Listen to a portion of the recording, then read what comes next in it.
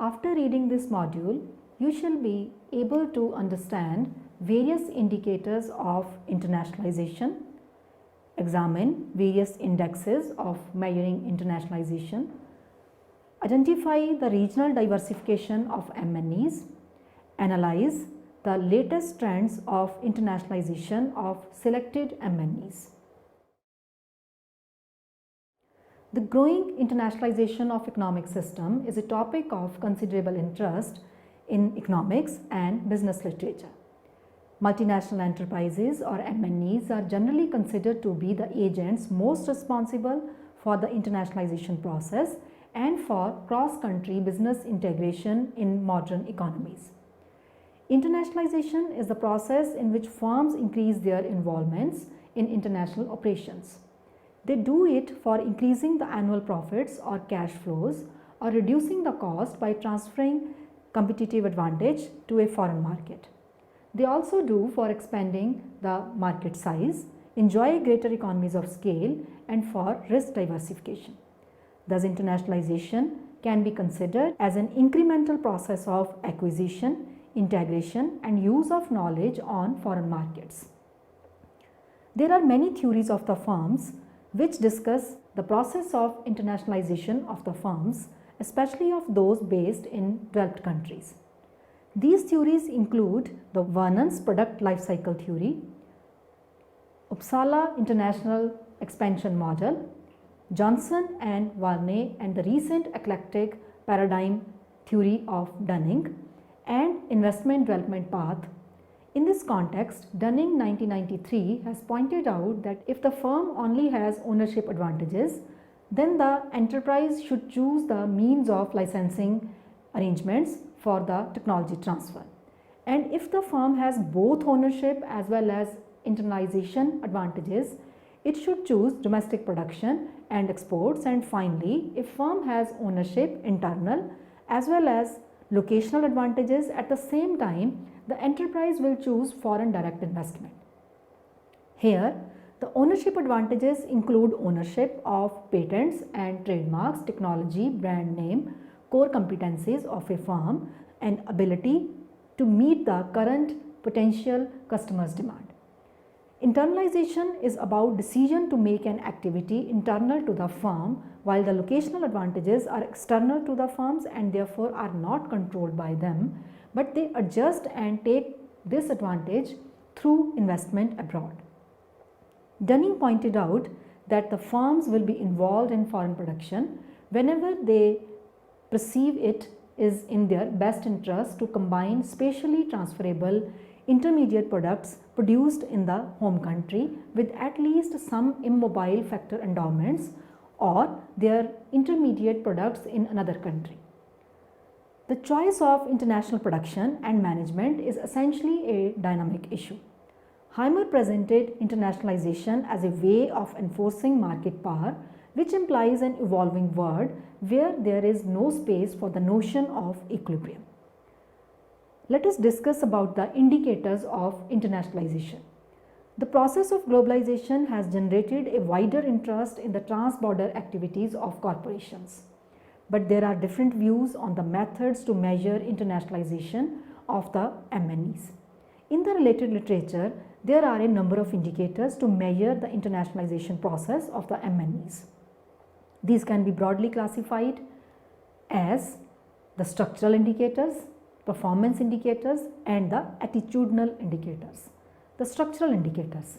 Structural indicators try to give a picture of the internationalization process of an MNE. These include the number or proportion of countries a company is active in, the number or proportion of foreign affiliates, the number or proportion of non-capital alliances abroad such as strategic alliances, franchised operations, etc. The amount or proportion of foreign assets, the amount or proportion of value added abroad, amount or proportion of sourcing abroad, the number or proportion of foreign employees, the number of stock markets in which a company is listed, the amount or proportion of the shares owned by the foreigners, the number or proportion of non-nationals on the board of directors. Performance indicators. Performance indicators measure the performance, that is a success or failure of corporate activity on some pre-selected indicators. These indicators can be related with sales, profits, turnover, etc. depending upon the objective function of the firm. Don Beecher pointed out the indicator of foreign sales, which can be viewed from the demand as well as the supply side. From the demand side, we may calculate the amount of foreign sales by customer location. It is calculated as the sum of exports from the home market and the total revenue generated by the foreign affiliates after deducting their revenue from export to the home country. The supply side of the foreign sales include amount of sales by the foreign affiliates, which is sum of revenues of foreign affiliates. Another important performance indicator showing the internationalization process of MNEs is the operating income from abroad, which is defined as the sum of operating income of all the foreign affiliates of an MNE. Attitudinal indicators. This indicator seems to be much qualitative in character, though being measured in quantities. It suggests the behavior of the MNEs in the host economy. It gives a reflection of the management practices and that of the parent company policies regarding their foreign affiliates and the host economy markets. These indicators are further subdivided into soft and hard indicators. In the soft indicators, the management styles, decision making, communication flows, recruiting and staffing strategies, and their laws are analyzed in different ethnocentric, region-centric and geocentric systems. Here, ethnocentric management system is said to be oriented towards the home economy. Polycentric is oriented towards the host country. Region-centric is regionally oriented and geocentric is globally oriented. On the other hand, the hard indicators include the international experience of the top managers, which can be measured by calculating the cumulative duration of the years the top managers spend working abroad, weighted by the total years of their working experience. Sullivan states that the international mindset of the company increases with the international experience of the top managers. Besides these three indicators, the research on the internationalization of MNEs has suggested several other indicators which are singular or composite in character. There are certain indicators showing the regional concentration or the diversification of the operations of the MNEs. Then some indicators are composite indicators based on the average value of the individual indicators. We may discuss these here. Regional diversification of the MNEs. For measuring the international spread of MNEs, some studies have used the Herfindahl Index and the Gini Index to measure the spread of the foreign affiliates in a given region or across the regions. Jatogillis suggested a network spread index for measuring the geographical variation of internationalization of the MNEs. He measured it by taking the number of countries in which the affiliate of the MNE has been working as a proportion of all countries where foreign direct investment occurred minus one country, that is the home country of the MNE in question. Similarly, Sullivan 1994 introduced an indicator of psychic dispersion. This indicator suggested to divide the world market in 10 zones with different cognitive maps relating to management principles. The more zones a company is active in, the larger is the psychic dispersion of internationalization. The composite indices of internationalization of the MNEs. Given the multidimensionality of the internationalization operations of the MNEs, relying upon a single variable will neither give the true picture of internationalization of an MNE, nor it gives a comparable picture of different MNEs who may be internationalizing themselves on different indicators, which may be giving a contradictory result. For example, the modernization of foreign affiliate may lead to increase in foreign assets, but lower the value of the indicator showing the number of employees if the new adopted technology is labor saving. There are a few popularly used indices which we can discuss here.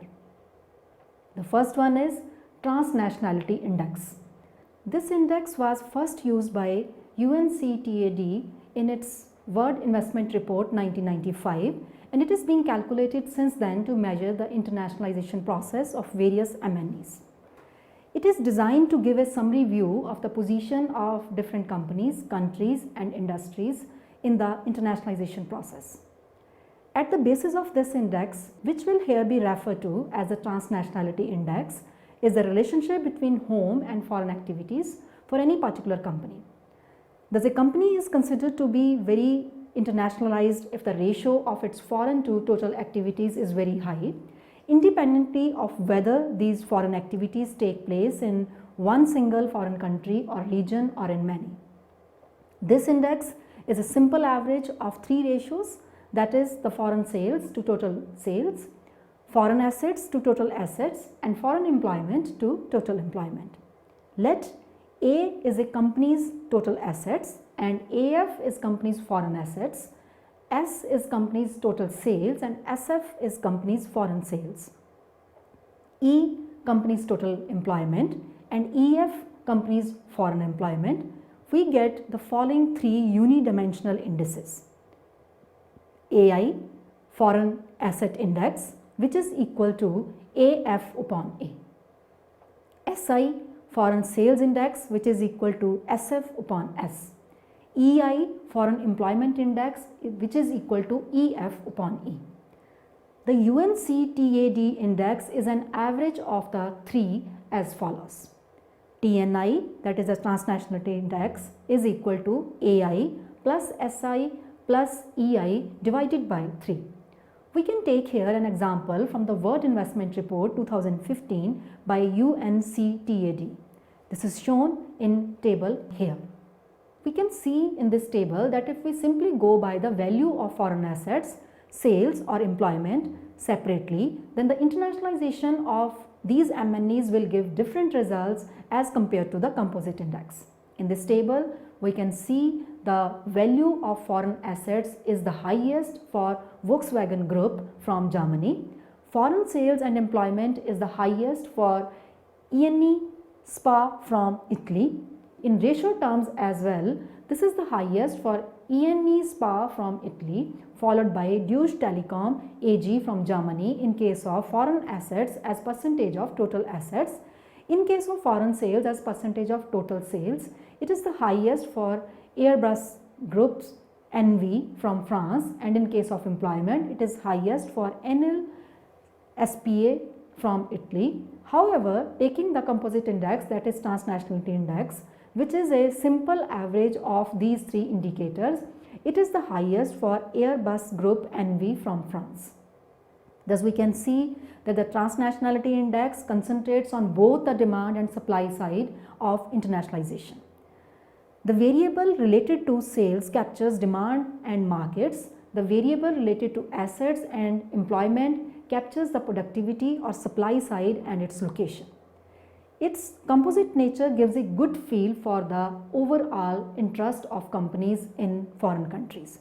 However, from the point of view of the home country or indeed of the foreign countries, it does not allow the distinction between locations where markets are and those where production take place.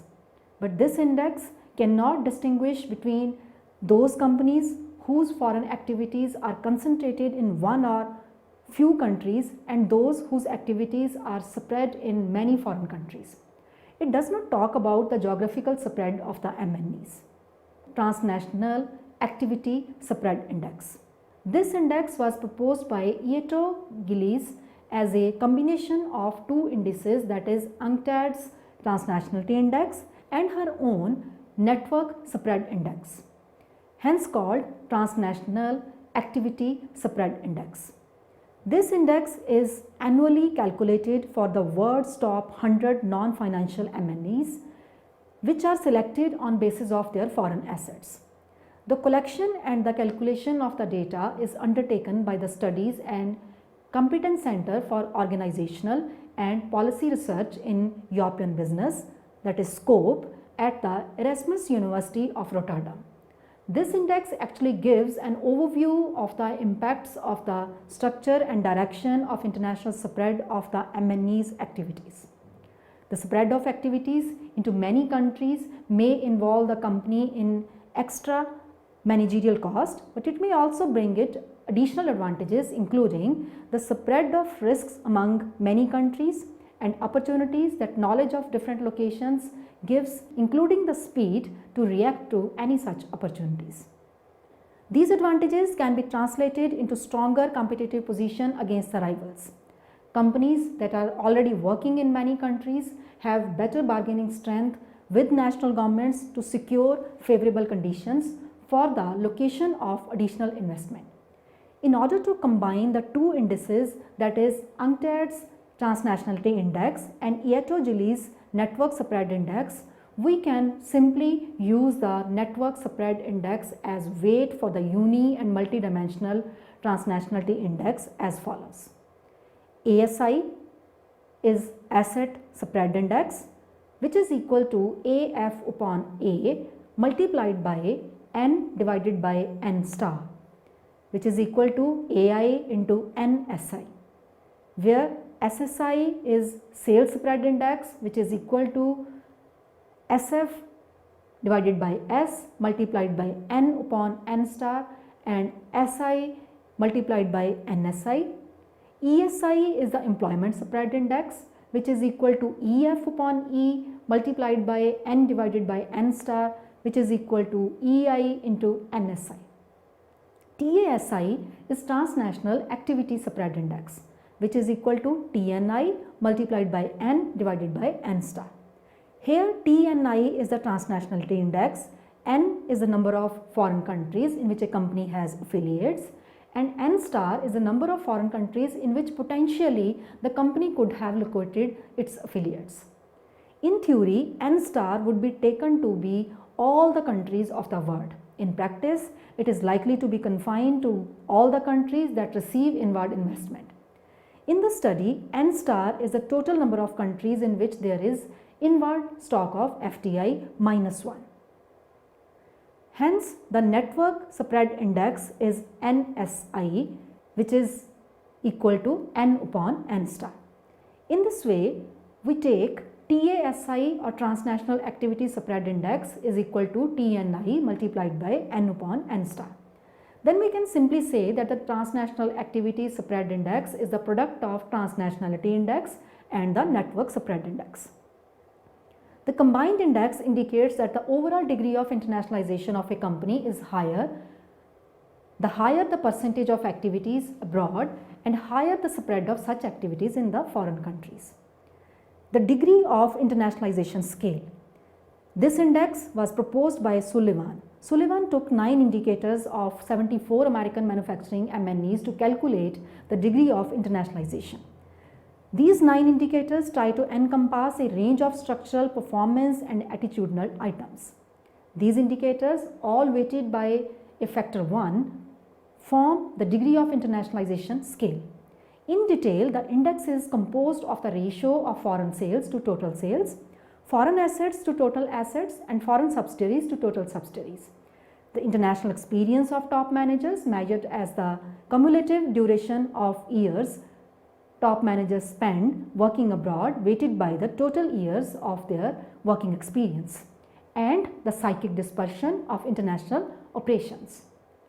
Sullivan suggested 5 measures that operationalize the performance attribute of internationalization, including the common measure of foreign sales as percentage of total sales, that is FSTS. It has been generally noted and pointed out by many studies that R&D activities themselves predict the rise of MNEs and proves to be an important mean of gaining market share in global competition. Therefore, the research and development intensity, that is RDI, has been included as a variable in measuring the DOI of an MNE. Similarly, the scale of MNE's marketing function is routinely operationalized by advertising intensity. Apart from it, other measures that are used are export sales as percentage of total sales, that is ESTS, and foreign profits as percentage of total profits, that is FPTP. For structural attributes of DOI, 2 measures are suggested. These are foreign assets as percentage to total assets, that is FATA, and overseas subsidiaries as a percentage of total subsidiaries, that is OSTS. Finally, in case of attitudinal attributes, top managers' international experience, that is TMIE, is calculated by tallying the cumulative duration of top managers' international assignments as identified by the firm. The second attitudinal measure tries to estimate the psychic dispersion of international operations of a firm. The psychic distance is estimated by the geographical dispersion of the overseas subsidiaries of a firm.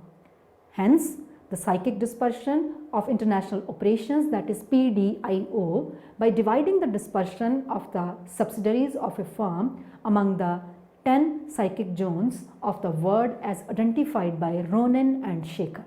These zones are Anglo, Germanic, Nordic, Near Eastern, Arab, Far Eastern, Latin American, Latin European, Independent and other. Each zone suggests a unique cognitive map of the principles of management. Greater is the dispersion of an MNC subsidiaries across these 10 zones, the greater will be the psychic dispersion of its international operations. Let us summarize what we have learned from this module. We have seen a number of individual and composite indicators measuring the degree of internationalization of the MNEs. But each of these indices is to be tested with reliability, exactness and validity. It is generally pointed out by the critics that the individual indicators are not very reliable due to some measurement errors. These errors are more likely to occur in case of attitudinal indicators due to the biased view and cognitive dissonance. Even in case of other indicators, lack of a clear definition of the given variable puts hurdles in exact and comparable measurement of the related index. Moreover, simply comparing the quantitative values of these variables across sectors as well as economies hides many intangible and qualitative aspects such as real cost of raising or generating employment, assets or sales in a particular location. Besides, there are certain contingent influences such as exchange rate fluctuations, relocation of MNEs from one location to another, which may jeopardize the comparability of the internationalization of an MNE with others or with its own self over a period of time. Besides, there are certain transfer pricing manipulations which may pollute the exact measurement of the given indicator, especially of those which are measured in monetary terms such as sales, assets, etc. However, as compared to the individual indicators, the composite indicators are considered to be more reliable than the individual indicators. Here we have discussed 3 composite indicators, but each of the indicator has different orientation and is subject to different types of biases and limitations. UNCTAD's Transnationality Index combines 2 structural and 1 performance indicator. And then we have the Iato-Gillies Transnationality Spread Index that uses Transnationality Index as a base and then weighs it with another structural indicator, that is Transnational Activity Spread Index. The third one, that is degree of internationalization, which includes all the 3 dimensions of internationalization, that is the performance, structural and the attitudinal. But still there are doubts if even this comprehensive indicator is free from all flaws and limitations which other indicators have, especially due to their narrow scope. Critics point out that the idea of psychic dispersion used in Sullivan's indicator is highly vague and it may differ from sector to sector, country to country and from region to region. Ramaswamy et al. Pointed out that Sullivan's index has excluded several indirect factors which may be influencing the internationalization of an MNE. These can be indirect exporting, licensing, joint ventures, etc. Moreover, in these 3 composite indicators, there is complete absence of argument or valid justification behind the use of weights while averaging the values of individual indicators and their sub-indices. It is being felt that none of the indices discussed here is perfect and flawless, but still they can be used in different contexts based on the different research questions. Composite indices are still considered to be more reliable, as we can simply observe the changes in the aggregates as well as the components of these indices to get an idea about the most influential indicator determining the extent of internationalization of an MNE.